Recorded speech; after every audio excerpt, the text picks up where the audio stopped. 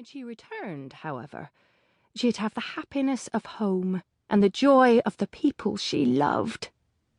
The geese would be bearable, since they were no longer her fate. "What should we know of your native land, Elodie?" She leaned back against the bulwark railing and addressed its ugly face, the long snout covered in brown and orange scales, and the lipless mouth over which hung two crooked yellow fangs. "Just mountains and farms and tiny villages, Masteress. Few own anything worth caring about if it's lost." It excelled at finding lost items. "Lahnt has bruncas, though." "Bruncas? Bruncas." Its smoke rose in puffs. "Bruncas? Ah, yes.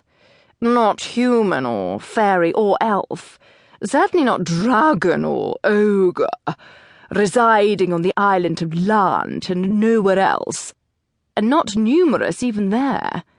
One lives on every mountain, and one in each village. A bevy dwell together in the north, where the children—" "Bruncals," Elodie said. "That's what young bruncas are." "Neither interrupt nor correct your elders, Elodie. Where the bruncals are born and raised.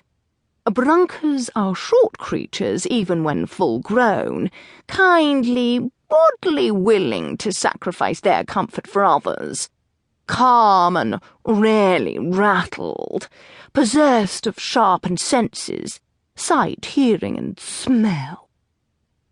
Count Jonty boomed. He could speak softer than a boom only with effort. "They can make rainbows, can't they, Elodie?" He always used her full name, and she always had his approval. She craned her neck up at his pleasant, enormous face. "Most can just flick out little ones, but I'm told High Brunca Maria can send hers across a whole valley." It wrinkled its eyebrow ridges. "They have their flaws, too, do they not? Good, but fault-finding. Uncompromising." Elodie rushed to their defense. "They help the deserving." "And decide who that is, Elodie." She shrugged. "Some say they're the best thing about Lahnt." Others disagreed.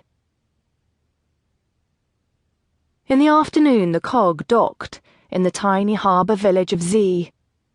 Elodie couldn't miss the villagers' fright when they saw an ogre and a dragon. Her stomach, though pleased to be on dry land, tightened. Albin, who had seen the world, wouldn't mind, but her father's teeth chattered at the mere mention of ogres or dragons. Lambs and calves! Mother might run at them with the long rake as she'd done when a bear had lumbered into their yard. Masteress Meenore cared nothing about the disdain of others, but his lordship suffered, and Elodie ached in sympathy. What if her parents were to insist that it and his lordship leave and she remain at home?